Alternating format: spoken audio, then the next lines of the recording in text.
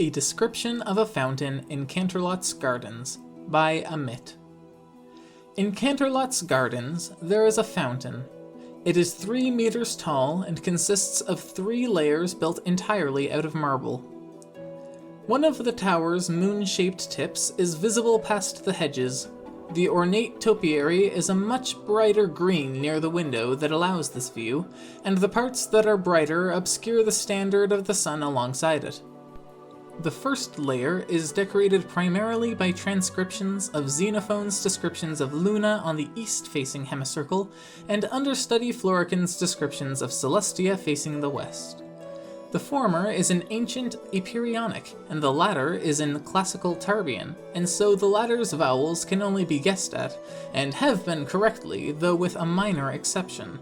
The word for carrying is transliterated as burdened by. This is no fault of the transliterator.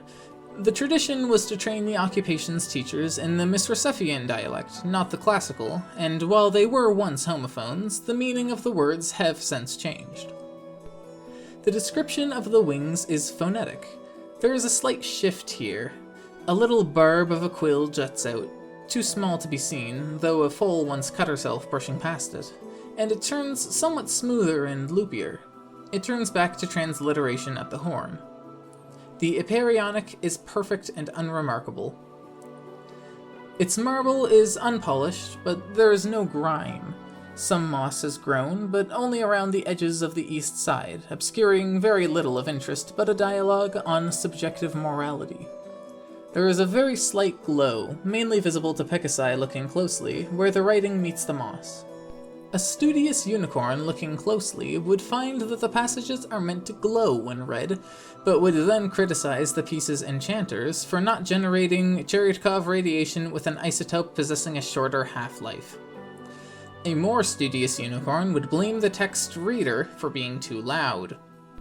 Across its entire frame, there are cracks. They go snaking from the west and stop just where the moss grows. The very tip of the furthest crack heralds the beginning of the densest crop. The grass is not interrupted by this process, although a slight bit of cracked earth along the fountain's rim refuses to be watered. The second layer, held above the clear water by a single wide pole, is similarly ornamented. A single bit of it is missing. It is lying on the grass next to the fountain, and the gap it creates lets a far greater amount of water cascade down it at once, in conjunction with the third layer's similar defect. The piece in the grass to the west is mostly charred and unintelligible, but what of it that can be read, can, and is printed on a little bit of brass nearby, half buried in the grass like a tombstone, be translated from the Tarbian. And the pink of her eyes betrays something other than benevolence, but a deeply smiling intelligence.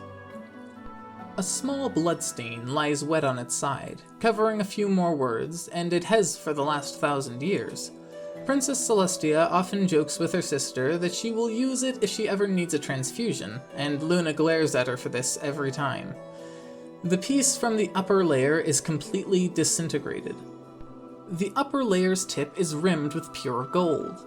The bit of marble jetting out of it and producing the ephemeral water from its tip is aluminum plated. It is overcompensating slightly for the hole in an attempt to make up for unoccupied space, but its enchantment is holding admirably. The fountain averages 20 visitors a month. There's a general uneasiness amongst its visitors, and they often leave quickly.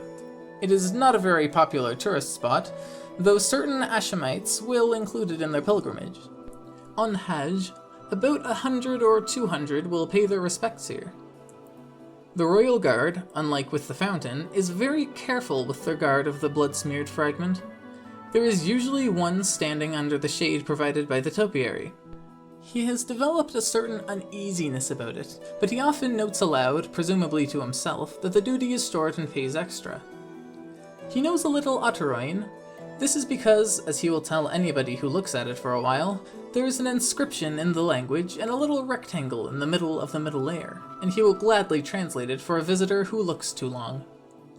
The foundation of this great fountain laid by Otteroin unicorns, inscribed by the descendants of their originators of both west and east, and presented to the goddess Celestia by the Otteroin ambassador in lieu of Emperor Florican, And here he will pause to note that this isn't the same Florican who first wrote the Western inscription. The courageous, the mighty, under the grace of her will, in commemoration of the taking of rightful place at the head of one of the greatest bastions of the Pony Nation. He will note that some pony has before tried to use his tendency to explicate this before as to make a run for the stone, but he turned and ran just as he got past the embedded translation. He will shrug, pause to take a deep breath, and return to his duties. To its south, facing the opening in the topiary where most visitors enter, there is a steel plaque on a pedestal. It is leafed in gold and has 4 words at the top, 2 of which are names. Celestia would have preferred it to be 5, but she did not commission the plaque. There are a few other words as well. They're simple ones. They tell the fountain's story for anyone too busy to look at it.